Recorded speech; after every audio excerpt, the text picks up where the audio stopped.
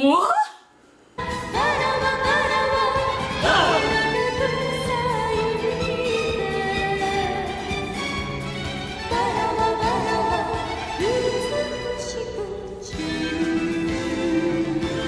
didn't mean for that to be a challenge! Okay, apparently there's more crazy on the way, and before this special breaks my brain, I'm gonna give it some alcohol to help. Cause, guys, you may think I'm kidding, but there's more insanity on the way. I highly recommend that all you out there also take a shot just in case. Well, the vice principal and this photographer lady whose name now escapes me because of the stupid I just endured. Yeah, she's a photographer who's a regular contestant in the show, and I am sorry that I didn't talk about her in the last review, but she's kind of a superfluous secondary character, but she's a lot of fun though. Well, it doesn't take long for everyone to realize, hey, Ashi's not in a swimsuit.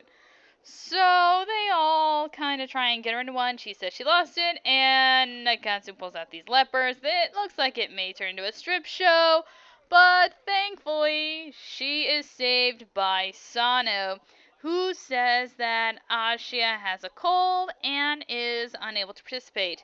Poor Nakatsu, he's so sad. Sano is confronted by Julia, who, not being rock stupid, has figured out that Sano knows that Ashia is a girl. Julia is at first pretty angry that someone found out about Ashia's secret before Julia could do anything, but Julia takes this opportunity to demand to know what Sano's feelings are toward Ashia. And Sana doesn't really answer, and Julia pretty much says, I'm taking her to America. Deal with it. Back at the pool, after the swim contest, which the guy just took his shirt off won, the guys have figured out Ashia may not be sick and decide to check her temperature, Nakatsu being the one who volunteers to do it. Though it may have actually been for an excuse to get close to kiss her, which almost happens, but this guy gets in the way. Ouch. Aww, poor Nakatsu. Don't worry, man. In fanfiction, you did get a kisser. And in some cases, a lot more than kisser. Figuring out that Ashia is actually fine, they decide to do the sensible thing and throw the chicken into the pool with a few shoves. And then there she goes. We actually see it twice. And of course, white shirts and girls never really work out well when wet. So Ashia is forced to hold her breath until they're gone. Not having seen Ashia for a while, Sano comes to the pool and, of course, sees an almost drowned Ashia and pulls her out of the pool and gives her CPR, which is one of the 3 times in canon their lips actually touch. Before this special, it was only once.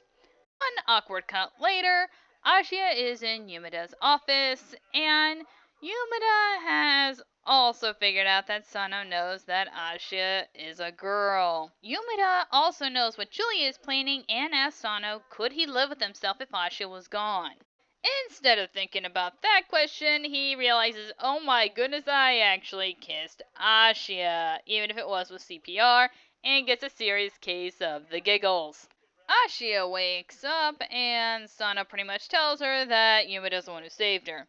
Nakatsu's mother once again shows up and hands them the bill for the clothes. Oh, hey, Mom's back! Yeah, she's back, and apparently none of them want to pay the bill. And Mom decides to show how she is a Tao master and turns him into a Chinese vampire. Now that that kookiness is over, the real reason she is there comes to light. Because, you see, Nakatsu wants to be a World Cup soccer player, and Mom wants him to actually take over the company. And goes Nakatsu into saying if he loses his next soccer match, he'll do whatever she wants, and she's got it on tape. Thankfully, the rest of Dorn 2 are behind him, which leads to us realizing that apparently Dorm 2 is a lot of things. They are not only the track club, they are the soccer club, the volleyball club, the basketball club, and the hiking club. which leads Ashia to realize she's in the soccer club. Well, later that night, Ashia passes out on Sano's bed, and instead of taking Ashia's bed, Sano sets up a makeshift one on the floor, and by complete accident, realizes, oh my goodness, Ashia is a cute girl, and discovers that he is in love with her. Guys, we're going to take a minute here. If you are someone whose English is your first language, I'm going to need you to sit down, be comfortable, and be ready because you're going to have one of two reactions. You're either going to find the following scene incredibly stupid, or you are going to laugh so darn hard you're going to fall out of your chair and possibly hurt yourself. So, get ready. Because, audience, I give you Shinagori singing in English. Love me tender, love me sweet. La, la, la. Okay. Alright, Agori, I love you. You're a good actor, I respect you, but, please don't sing anymore. On with the review. Well, Julia gives Ashia the ticket right before the game, but Ashia refused to take it because she doesn't want to go to America, though Julia tries to convince her, and this leads to an argument of Ashia listing every single one of Julia's exes. At Nakatsu's soccer practice, Ashia and Nakatsu's mom have a sweet moment where we learn that Nakatsu's mom is just worried about her son, and that's the reason she's trying to get him to come home. Nakatsu's day isn't that good because apparently there was a scheduling conflict and they aren't going to be able to play. And is it just me or is that guy really white? Oh my goodness, he's a unicorn! What's that? What's a unicorn? I'm glad you asked. A unicorn is a white person in an Asian drama. You'd be surprised how often they pop up. Well, Nakatsu is understandably depressed because his dream is going straight down the toilet. Thankfully, the next day, Dorm 2's grabs him in their soccer uniforms because there will be a soccer game after all. And it looks like it's a pretty big event with even Nakatsu's mom being there. And so who will they be playing? Oh my goodness, it's the guys from Dorms 2 and 3 and oh my goodness, Blackface! Oh. I'm the political correctness special. Alright, look, Japan, we need to have a little talk. I love your culture. Many of the things you have exported to the US are cornerstones of not only my internal psyche, but also of what I love in the universe. I am one of those who happily calls themselves otaku. However, blackface is not okay. No matter what the context is, blackface is never okay. Do we have an understanding? Good. We'll table this discussion until we get to King Kong vs. Godzilla. Well, the soccer game looks like it's going just as well as you'd expect when you have a team of people who know how to play soccer against a team of people who do not know how to play soccer.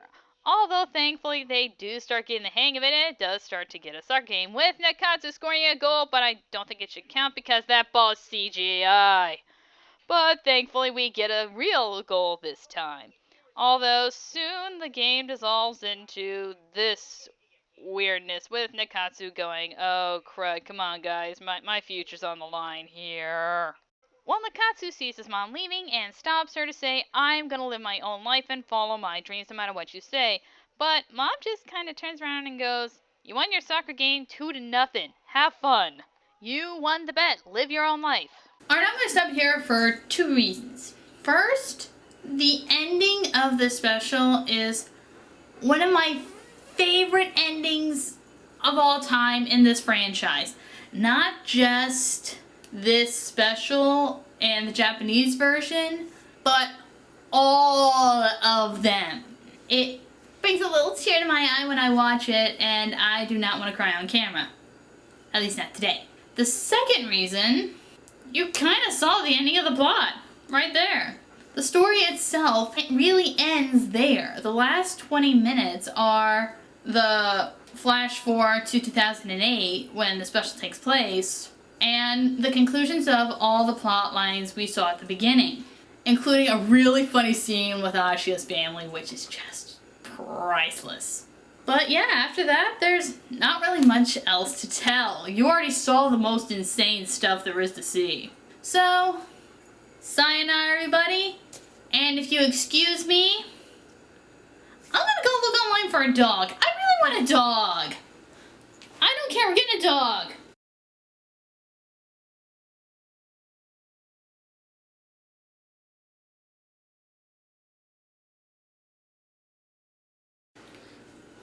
Wait, don't go yet. Drama Trick Reviews is on Patreon. Link.